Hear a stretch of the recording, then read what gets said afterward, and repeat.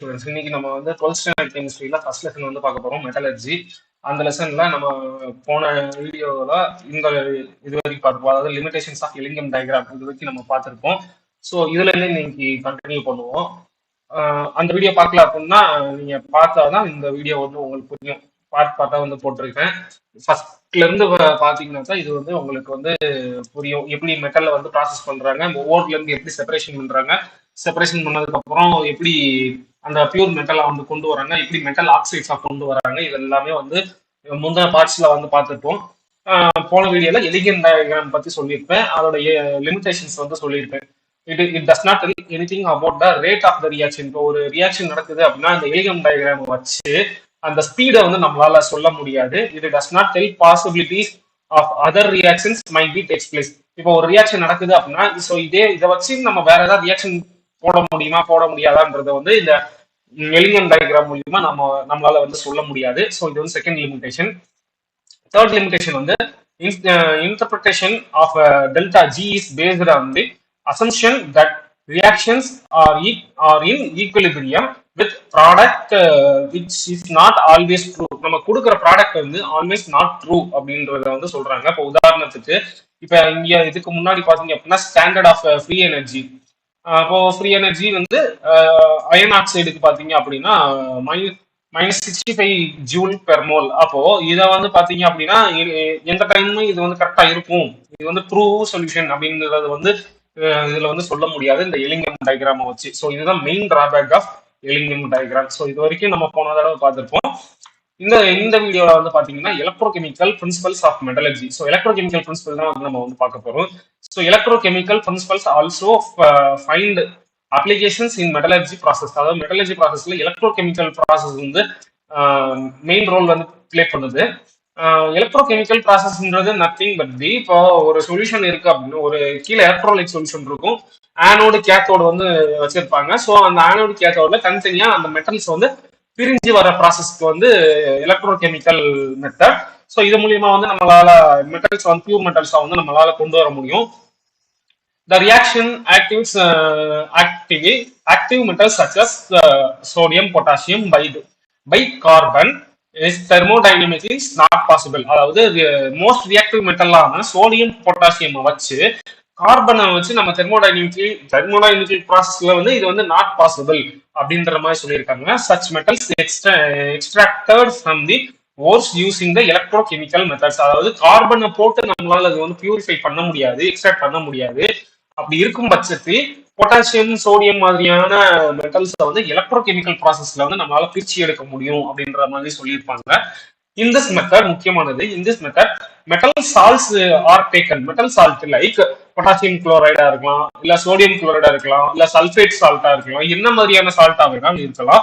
So அதை வச்சு நம்ம இதை வந்து எலக்ட்ரோலைசிஸ் மூலியமா இதை வந்து நம்மளால பிரிச்சு எடுக்க முடியும் அப்படின்ற மாதிரி சொல்லியிருப்பாங்க. இந்த metal ion presence can be reduced by treating it with some suitable reducing agent by or by electrolysis. அதாவது ரெடியூசிங் ஏஜென்ட்டை வச்சு நம்மளால இது வந்து அந்த மெட்டல் சால்ட்ல இருந்து நம்ம தனியா அந்த மெட்டலை பிரிச்சு எடுக்க முடியும். அப்படி இல்லாட்டி எலக்ட்ரோலைசிஸ் மூலியமா நம்மளால இது வந்து பிரிச்சு எடுக்க முடியும் அப்படின்றத இங்க வந்து சொல்லியிருக்காங்க. ஸோ நெக்ஸ்ட் இது வந்து கிவ்ஸ் ஃப்ரீ எனர்ஜியை வச்சு எப்படி சொல்றாங்க அப்படின்னா gives delta G naught equal to -NEFE naught E naught. ஓகேவா? வேற இதுல வந்து ஒவ்வொன்றா சொல்லியிருக்காங்க. எஃப்ன்றது ஃபாரடே நம்பர். அப்ப E நாட் வந்து standard EMF of the redox reaction. அப்ப அந்த ரெடாக்ஸ் ரியாக்ஷன் கொடுக்கணும் அப்படின்னா அந்த எலக்ட்ரோமோட்டிவ் ஃபோர்ஸ் வந்து எவ்வளவு கொடுக்கணும்ன்றத வந்து குறிப்பிடுது. If E naught is positive then delta G is negative. அப்ப E நாட் வந்து பாசிட்டிவா இருந்தது அப்படின்னா அப்ப நம்ம எலக்ட்ரோமோட்டிவ் ஃபோர்ஸ் EMF வந்து நம்ம பாசிட்டிவ் சார்ஜ் வந்து கொடுத்தோம் அப்படின்னா நம்ம பாசிட்டிவ் வேல்யூ வந்தது அப்படின்னா டெல்டா G நாட் வந்து நமக்கு வந்து நெகட்டிவ் வேல்யூ தான் வரணும். இப்போ உதாரணத்துக்கு கீழே வந்து ஒரு எக்ஸாம்பிள் கொடுத்துருக்காங்க. காப்பர் பிளஸ் சில்வர் கொடுத்துருக்காங்க. அப்ப காப்பர் வந்து இங்க 0 ஸ்டேட்ல இருந்து இருக்குது. அப்ப அந்த 0 ஸ்டேட்ல இருந்து நமக்கு வந்து 2+ ஆக்சிடேஷன் ஸ்டேட்டுக்கு போகுது. நார்மலா சில்வர் பாத்தீங்கன்னா 2+ ஸ்டேட்ல இருந்து 0 ஆக்சிடேஷன் ஸ்டேட்டுக்கு வந்து இங்க வந்து போகுது. அப்ப இங்க என்ன ஆகுதுன்னா அந்த சார்ஜஸ் வந்து டிரான்ஸ்ஃபர் ஆகுது. ஸோ இங்க இருக்கிற எலக்ட்ரான் வந்து இங்க டிரான்ஸ்ஃபர் ஆகுது, காப்பர்ல இருக்கிற எலக்ட்ரான் வந்து சில்வருக்கு வந்து டிரான்ஸ்ஃபர் ஆகுது. ஸோ இங்க இந்த மாதிரி மாறி மாறி இந்த எலக்ட்ரான் டிரான்ஸ்ஃபர் வந்து நடக்குது. ஸோ இது வந்து நமக்கு எப்படி நடக்குது அப்படின்றது வந்து இங்க ஆனோட் கேத்தோட் அந்த பியூரிஃபிகேஷன் ப்ராசஸ் வந்து கொடுத்துருக்காங்க. இப்போ ஆனோட்ல கார்பன் பிளாக்ஸ் வந்து கார்பன் ராடு வந்து எடுத்துக்கிறாங்க, கேத்தோட்ல வந்து அயன் ராடு வந்து எடுத்துக்கிறாங்க, எலக்ட்ரோலிசிஸ் வந்து அலுமினா, அப்புறம் வந்து குரோமியம் குளோரைடு வந்து எடுத்துக்கிறாங்க. அப்ப கால்சியம் அது போக 10% ஆஃப் கால்சியம் குளோரைடு வந்து எடுத்துக்கிறாங்க. டெம்பரேச்சர் பாத்தீங்க அப்படின்னா 1270 கெல்வின், அதாவது 1270 கெல்வின்ல வந்து நம்ம இந்த ப்ராசஸ் வந்து கொண்டு போறாங்க. ஸோ இதுல பாத்தீங்க அப்படின்னா அயனைசேஷன் ஆஃப் அலுமினா Al2O3 வந்து 2Al3 பிளஸ் ஆகும், ஆக்சிஜன் வந்து தனியா செப்பரேட் ஆகி வந்துடுது. அப்புறம் கேத்தோட்ல பாத்தீங்க அப்படின்னா நமக்கு வந்து அலுமினியம் டெபாசிட் ஆகுது. அலுமினியம் டெபாசிட் ஆகவும் நம்ம அதுல எலக்ட்ரான்ஸை சேர்க்கும் போது நமக்கு வந்து அப்போ இங்க வந்து மூணு மூணு எலக்ட்ரான், அப்ப 2 அலுமினியம் இருக்கு, 3+3+, அப்ப 6+ எலக்ட்ரான் வந்து நம்ம கொடுக்கணும். அப்ப கெயின் ஆஃப் எலக்ட்ரான் இதை வந்து ரெடியூஸ் பண்ணணும். அப்ப ரெடக்ஷன் நடக்கணும். ரெடக்ஷன் நடந்தா நமக்கு வந்து அலுமினியம் 0 ஆக்சிடேஷன் ஸ்டேட்ல வந்து கிடைக்கும். அப்போ ஆனோடோட ரியாக்ஷன் பாத்தீங்க அப்படின்னா O2 6O2 மைனஸ்ல இருந்து 3O2 மாறணும். அப்ப 2 மைனஸ்ல இருந்து நமக்கு வந்து 0 ஆக்சிடேஷன் ஸ்டேட்டா வந்து மாறணும். அப்ப இங்க வந்து கெயின் ஆஃப் எலக்ட்ரான், இதுவும் ஒரு ரிடக்ஷன் தான். அப்ப 12 எலக்ட்ரான் வந்து எனர்ஜியா வந்து வெளியே போகுது. ஸோ அப்போ ஓவரால் ரியாக்ஷன் என்னவா இருக்கும் அப்படின்னா நமக்கு இங்க கார்பன் பிளஸ் O2 மைனஸா இருக்குது, O2 மைனஸா வந்து இருக்குது. அப்ப அந்த 2 மைனஸ் வந்து 2+க்கு வந்து வரணும். அப்ப இல்லாட்டி 0 ஆக்சிடேஷன் ஸ்டேட்டுக்கு வரணும். அப்படின்னா நமக்கு இங்க கார்பனோட அட்டாச் ஆகும்போது நமக்கு வந்து பாண்ட் ஃபார்ம் பண்ணதுக்கு அப்புறமா ஆக்சிஜன் வந்து நியூட்ரல் மாலிகுலா வந்து வந்தது. அப்ப கார்பன் மோனாக்சைடா வந்து நமக்கு இங்க வந்து கன்வெர்ட் ஆகுது. அப்ப கார்பன் மோனாக்சைடு பிளஸ் வந்து 2 எலக்ட்ரான் வந்து நமக்கு வந்து எனர்ஜியா வந்து வெளியே வருது இந்த ரியாக்ஷன்ல. அப்ப இது எல்லாமே வந்து ஆனோட்ல நடக்கக்கூடிய ரியாக்ஷன். கேத்தோட்ல நடக்கக்கூடிய ரியாக்ஷன் வந்து அந்த மேல அலுமினியம் வந்து நடக்குது. அப்போ due to the above two reactions, anode are slowly consumed during the electrolysis. அப்போ இது இந்த மூலியமா இது இந்த எலக்ட்ரோலிசிஸ் பண்றது மூலியமா நமக்கு வந்து ஒரு ரிசல்ட் கிடைக்குது. ஆனோட் ரியாக்ஷன்ல பாத்தீங்க அப்படின்னா வெரி வெரி ஸ்லோ ப்ராசஸ் தான் வந்து நடக்குது. அந்த எலக்ட்ரோலிசிஸ்ல இருக்கிற அலுமினியம் வந்து நம்ம ஸ்லோலி கன்சியூம் பண்ணுது. நெக்ஸ்ட் வந்து ஓவரால் எலக்ட்ராலிசிஸ் ரியாக்ஷன் பாத்தீங்க அப்படின்னா நமக்கு என்ன வரணும் அப்படின்னா நம்ம டைரக்டா கார்பன் போடுறதுக்கு பதிலாக ஒரு ஆக்சிஜன் இன்டர்மீடியேட் வச்சு நம்ம கார்பன் போடுறோம். நமக்கு வந்து கார்பன் டை ஆக்சைடா வெளியே போகுது. நமக்கு 4 moles ஆஃப் அலுமினியம் மெட்டல் வந்து நமக்கு வந்து ரிசல்ட்ல வந்து கிடைக்குது. அப்ப இங்க என்ன எடுத்திருக்காங்க, அலுமினியம் 3+, 6O2 மைனஸ் 3 கார்பன். அப்ப நமக்கு வந்து 4 அலுமினியம் 3 CO2 வந்து நமக்கு வந்து ரிசல்ட்ல வந்து கிடைக்குது. ஸோ நெக்ஸ்ட் வந்து இதான் அந்த எலக்ட்ரோலிசிஸ் ப்ராசஸ். ஸோ இந்த மாதிரி ஒரு டேங்க் வச்சுக்கிறாங்க. அந்த டேங்க்ல வந்து எலக்ட்ரோலைட் வந்து ஃபில் பண்ணிடுறாங்க. எலக்ட்ரோலைட் வந்து அலுமினியம் ஆக்சைடும் நமக்கு வந்து சோடியம் அலுமினியம் ஃப்ளூரைட்டை வந்து நமக்கு வந்து இங்க கொடுத்துருக்காங்க.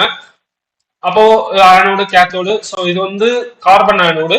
நெக்ஸ்ட் வந்து காப்பர் கிளாம்ப் வந்து போட்டிருக்காங்க. ஸோ அந்த கிளாம்ப்ல பாத்தீங்கன்னா ஆனோடு கேத்தோடு எல்லாமே வந்து இருக்கும். ஸோ இங்க வந்து பாசிட்டிவ் சார்ஜ் வந்து கொடுத்துருக்காங்க. ஸோ இங்க வந்து கேத்தோட ஆக்ட் ஆகி இங்க வந்து ஆனோட் ஆகுது. இப்ப இந்த சுத்தி இருக்கிற டேங்க் வந்து பாத்தீங்கன்னா அலுமினியம் டேங்க். அப்போ கார்பன் வச்சு நமக்கு இங்க கோட்டிங் கொடுத்துருக்காங்க. அவுட்டர் வந்து அலுமினியம் வந்து கொடுத்துருக்காங்க. ஒரு டேங்க், அதுக்கு நடுவுல கார்பன் கேத்தோடு, அதுக்கு மேல அலுமினியம் கோட்டிங் கொடுத்துருக்காங்க. அதுல வந்து நமக்கு கார்பன் கேத்தோடு வந்து கொடுத்துருக்காங்க. அந்த கார்பன் லைனிங் இருக்குல்ல, அந்த கார்பன் லைனிங் தான் ஆனோடாகவும் செயல்படுது. ஸோ ஆனோடு கேத்தோடாகவும் இதுதான் வந்து கொடுத்துருக்காங்க. So carbon anode, carbon cathode. So இதுதான் வந்து கொடுத்துருக்காங்க. அவுட்லெட்டா வந்து நமக்கு வந்து அலுமினியம் வந்து கிடைக்கும். அப்போ மோல்டன் அலுமினியம் வந்து இந்த ப்ரௌன் கலர்ல இருக்கு பார்த்தீங்களா. ஸோ இதெல்லாமே வந்து மோல்டன் அலுமினியம். நமக்கு அந்த ரியாக்ஷன் கேரட் ஆகும்போது அந்த அலுமினியம் வந்து எல்லாமே மோல்டன் ஸ்டேஜ்ல வந்து இங்க வந்து செட்டில் ஆகும். ஸோ அதான் வந்து மோல்டன் அலுமினியம். ஸோ இதுக்கு ஒரு கிளாம்ப் மாதிரி கொடுத்து இந்த ப்ராசஸ் வந்து நம்ம எலக்ட்ரோலைசிஸ் வந்து பண்றோம். அந்த எலக்ட்ரோலைசிஸ் ப்ராசஸ்ல வந்து நமக்கு வந்து மோல்டன் அலுமினியம் வந்து கிடைக்கும். So next zone refining. Zone refining அப்படின்றது ஒரு பியூரிஃபிகேஷன் மெத்தட். ஜோன் ரிஃபைனிங்கோட பிரின்சிபல் என்னன்னு பாத்தீங்க அப்படின்னா, when impure metals is melted or allowed to solidified, it's the impurity will be purified to be at molten zone. அதாவது zone ரிஃபைனிங்னா என்ன அப்படின்னா, ஒரு அலுமினியம் மெட்டல் இருக்கு அப்படின்னா அந்த அலுமினியம் மெட்டல் இம்பியூர் அலுமினியம் மெட்டலை நம்ம மெல்ட் பண்றது மூலியமா அந்த மோல்டன் ஸ்டேஜ்ல வந்து நமக்கு வந்து மோல்டன் ஸ்டேஜ்னா என்ன அப்படின்னா சாலிடாவும் இருக்காது, லிக்விடாவும் இருக்காது. அது ஒரு மாதிரி வந்து செமி சாலிட், அந்த ஸ்லைம் இருக்கு பாத்தீங்களா, ஸ்லைம் வந்து அந்த மாதிரி ஒரு மோல்டன் ஸ்டேஜ்ல வந்து இருக்கும், ஸ்லைமிங்கா இருக்கும். ஸோ அந்த ஸ்டேஜ்ல பாத்தீங்க அப்படின்னா நமக்கு வந்து பியூரிஃபிகேஷன் பண்ணலாம். அந்த ப்ராசஸ்ல வந்து நம்ம இம்பியூர் மெட்டீரியல்ஸ் எல்லாமே நம்ம வந்து பியூரிஃபை பண்ண முடியுது. In this process the impure metals is taken in form of rod. ஒரு இப்ப உதாரணத்துக்கு நம்ம காங்கிரீட் போடுறதுக்கு இரும்பு கம்பி யூஸ் பண்ணுவாங்கல்ல, சோ அந்த மாதிரி ஒரு ராடு மாதிரி எடுத்துக்கிறாங்க. One end of the rod is heater. அப்போ ஒரு எண்ட்ல ஹீட் பண்ணி அந்த ஹீட்டரோட இண்டக்ஷன் வந்து அந்த ஒரு எண்டு டு இன்னொரு எண்டு வரைக்கும் நமக்கு வந்து டிரான்ஸ்ஃபர் ஆகி போய்கிட்டே இருக்கும். அப்படி டிரான்ஸ்ஃபர் ஆனதுக்கு அப்புறம் அந்த மோல்டன் ஸ்டேஜ்ல வந்து நமக்கு வந்து மெல்ட் ஆக ஆரம்பிச்சிடும். அதான் வந்து இங்க கொடுத்துருக்காங்க. When the heater is slowly moved to the other end of the pure metal crystallize the crystallize while the impure will remove one to the adjacent zone formed due to the movement of the heater. அதாவது வேற ஒண்ணுமே இல்ல. அப்போ நம்ம முந்தின ப்ராசஸ்ல வந்து சொல்லியிருந்தோம். அப்ப இந்த ப்ராசஸ்ல வந்து ராடு மாதிரி எடுத்துப்பாங்க, அந்த ராட்ல ஒரு எண்ட்ல ஹீட் பண்ணுவாங்க. அப்ப அந்த ஹீட் வந்து ஒரு எண்ட்ல இருந்து இன்னொரு எண்டுக்கு மூவ் ஆகும்போது அது வந்து மோல்டன் ஸ்டேஜ்ல இருக்கும். அந்த அட்ஜஸ்ட்மெண்ட் ஜோன்ல வந்து பாத்தீங்க அப்படின்னா பியூர் மெட்டல் வந்து கிறிஸ்டலைஸ் ஆகிடும். கிறிஸ்டலைஸ் ஆகுற அதே சைமல்டேனியஸா நமக்கு வந்து இம்பியூர் வில் பி மூவ்டு. அந்த இம்பியூர் வந்து கடைசி வரைக்கும் அந்த அட்ஜஸ்ட் பண்ணி மூவ் பண்ண முடியும். ஸோ இந்த ப்ராசஸ்ல வந்து என்னென்ன மாதிரியான மெட்டல்ஸ் எல்லாம் வந்து பியூரிஃபிகேஷன் பண்றாங்க அப்படின்னா metal oxides prevents oxidation of the metals. உதாரணத்துக்கு germanium, silicon and gallium are refined by this process. இப்போ நம்ம கேலியம், அப்புறம் வந்து சிலிகான், ஜெர்மானியம் இதெல்லாம் பாத்தீங்க அப்படின்னா ஜோன் ரிஃபைனிங் மெத்தட் மூலியமா நமக்கு வந்து பியூரிஃபிகேஷன் ப்ராசஸ் வந்து பண்றாங்க. ஸோ நெக்ஸ்ட் வந்து இதுதான் அந்த ஜோன் ரிஃபைனிங் ப்ராசஸ். அப்ப இது வந்து ஹீட்டர் ஒரு எண்ட்ல இருந்து இன்னொரு எண்டுக்கு போய்கிட்டே இருக்கும். அப்ப இப்ப ஜெர்மானியம் ராடு இருக்கு அப்படின்னா பியூர் ஜெர்மானியம் ராடு. இப்ப இங்கனுக்குள்ள வந்து ஹீட் ஆகி முடிச்சிருச்சு, அப்ப ஹீட் ஆகி போய்கிட்டே இருக்கு. அப்ப இங்கனுக்குள்ள வந்து பியூரிஃபிகேஷன் மோல்டன் ஸ்டேஜ்ல வந்து இருக்கும். அப்ப இங்க வந்து இம்பியூர் மெட்டீரியல்ஸ் பூரா நமக்கு வெளியே வந்துகிட்டே இருக்கும். அப்ப இங்க வந்து இன்னும் ஹீட் ஆகல. அப்ப இந்த ஏரியா பூராமே வந்து பாத்தீங்க அப்படின்னா இம்பியூரிட்டிஸ் வந்து இருக்கும். அப்ப இந்த இது மூவ் ஆக என்ன ஆகும் அப்படின்னா கடைசி வரைக்கும் மூவ் ஆனதுக்கு அப்புறமா அங்க இருக்கிற மோல்டன் ஸ்டேஜ்ல அந்த இம்பியூரிட்டிஸ் பூரா நமக்கு வந்து வெளியே வந்துடும். ஸோ ஒன்ஸ் இந்த எண்டு டு அந்த எண்டு போற ஃபுல்லா போய் முடிச்சதுக்கு அப்புறமா நமக்கு வந்து பியூர் ஜெர்மானியம் வந்து கிடைக்குது. நெக்ஸ்ட் வந்து எலக்ட்ரோலைட் ரிஃபைனிங். எலக்ட்ரோலைட் ரிஃபைனிங்னா நம்ம ஏற்கனவே எலக்ட்ரோலைட்னா என்னன்னு பார்த்தோம். ஸோ அது மூலியமா வந்து பியூரிஃபிகேஷன் ஆஃப் மெட்டல்ஸ் பண்ணும்போது எலக்ட்ரோலைட் ரிஃபைனிங் அப்படின்னு சொல்றாங்க. அப்போ ஆனோடு இம்பியூர் மெட்டல், அப்போ பியூர் மெட்டல் ஒரு இடத்துல எடுத்துக்கணும் கேத்தோட்ல, இம்பியூர் மெட்டல்ஸ் வந்து நம்ம எடுத்துக்கணும். இப்போ அலுமினியம் இருக்கு அப்படின்னா அதை வந்து இம்பியூர் மெட்டல்ல இருக்கும் போது அதை ஆனோட்ல வச்சுக்கிட்டு பியூர் அலுமினியமா கேத்தோட்ல வந்து வச்சுக்கணும். அப்ப எலக்ட்ரோலைட்டிக் மெட்டீரியல் நம்ம என்ன எடுக்கிறோமோ அதுக்கேற்ற மாதிரி எலக்ட்ரோலைட் வந்து அங்க எடுத்துக்கணும். இங்க வந்து சில்வர் எடுத்துக்கிறதுனால அதுக்கேற்ற மாதிரி எலக்ட்ரோலைட் வந்து எடுத்துப்பாங்க. இப்போ எலக்ட்ரோலைட்டிக் ரிஃபைனிங்ல ஃபார் எக்ஸாம்பிள் சில்வர் எடுக்கிறாங்க அப்படின்னா impure silver, pure silver, electrolyte வந்து சில்வர் நைட்ரேட். இப்போ இங்க அலுமினியம் எடுத்தாங்கன்னா பியூர் அலுமினியம், அப்புறம் வந்து இம்பியூர் அலுமினியம், பியூர் அலுமினியம், அப்புறம் வந்து சில்வர் அலுமினியம் ஆக்சைடு வந்து நமக்கு வந்து எடுத்துப்பாங்க. அப்போ இங்க வந்து சில்வர் இருக்கிறதுனால நமக்கு வந்து சில்வர்ல இருந்து ஏஜி பிளஸ் வந்து மாறும், ஒரு எலக்ட்ரான் வெளியே போயிடும் ஃபர்ஸ்ட் செட்ல. செகண்ட் செட்ல வந்து அந்த ஏஜி பிளஸ்ல வந்து இன்னொரு எலக்ட்ரான் சேரும் போது நமக்கு வந்து பியூ மெட்டல்ஸ் வந்து கிடைக்கும். அப்போ கேத்தோட்ல வந்து positively charged Ag plus gain one electron and deposit at the cathode. அந்த கேத்தோடு வந்து காப்பரா இருக்கலாம், சில்வரா இருக்கலாம், ஜிங்கா இருக்கலாம், can also refine by this process. அப்போ இதுல வந்து என்னென்ன மெட்டல்ஸ் வந்து பியூரிஃபிகேஷன் பண்றாங்க அப்படின்னா காப்பர், ஜிங்க், சில்வர், இந்த 3 மாதிரியான மெட்டல்ஸ் வந்து நமக்கு இங்க வந்து எலக்ட்ரோலைட்டிக் ரிஃபைனிங்ல வந்து பியூரிஃபிகேஷன் பண்றாங்க. ஸோ எலக்ட்ரோலைட்டிக் ரிஃபைனிங்னாலே எலக்ட்ரோடு இருக்கணும். அந்த எலக்ட்ரோடு வந்து ஆனோடு, கேத்தோடு, ஆனோட்ல இம்பியூர், கேத்தோட்ல வந்து பியூர் மெட்டல்ஸ். அந்த பியூர் மெட்டல்ஸ் என்ன வேணாலும் இருக்கலாம். ஸோ இந்த மாதிரி வச்சுட்டு நமக்கு எலக்ட்ரோலைட் நம்ம அங்க என்ன மெட்டல்ஸ் எடுக்கிறோமோ அதுக்கேற்ற மாதிரி இங்க எலக்ட்ரோலைட் வந்து செட் பண்ணணும். பண்ணதுக்கு அப்புறமா நம்ம எலக்ட்ரிக் இஎம்எஃப் வந்து ப்ரொடியூஸ் பண்ணும்போது நமக்கு வந்து இந்த ப்ராசஸ்ல வந்து நமக்கு ஆனோட் கேத்தோட்ல வந்து நமக்கு இந்த மாதிரி வந்து ஃபார்ம் பண்ணும். ஸோ ஓகேவா. ஸோ நெக்ஸ்ட் வந்து இதுதான் வந்து அந்த process, electrolytic process of silver. அப்போ ஒரு சேம்பர் மாதிரி இருக்கும், அந்த சேம்பர்ல ஆனோடு கேத்தோட் இருக்கும், எலக்ட்ரோலைட்டிக் சொல்யூஷன் சில்வர் நைட்ரேட்.